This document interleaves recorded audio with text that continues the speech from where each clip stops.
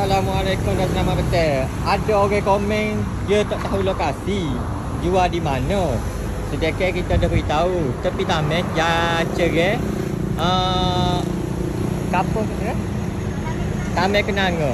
Tamek Kenanga dia kalau cerai ni tamek kenapa lalu tepi jalan? Kak bagi kata mukadimah kak.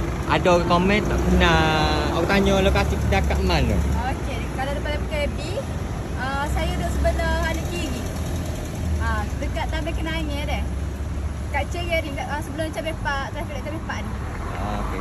Saya berhadapan dengan hak orang kedai abang-abang rumah lah. Kat Okey. ada. Okey, video pertama kita buat hari tu. Rasa tak korang? Ayah berapa dia orang panggil.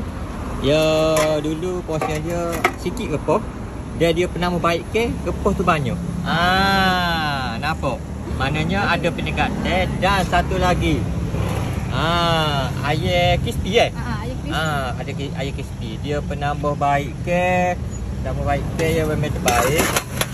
Yang terbaik kita terpaksa tutup sebabnya takut alat-alat mari-mari.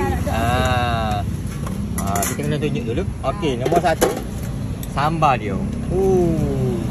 Memang jadi. Saya makin saya video lagi. Ni goreng ada. Siap je kalau. Siap. Ikan bilis ada? Kacang ada? Air habis paru tu. Saya kena minum kali. Ni Maggi goreng. Di sini dia jual mi dengan behu, dia jual siap. Kena molek dia beli sop cuma so.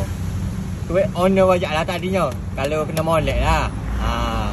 So mari bakar sapok. Jalan jen seperti biasa. Jalan jen seperti biasa. Mari.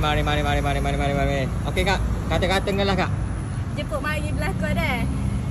Kena nasi lemak bajet kita.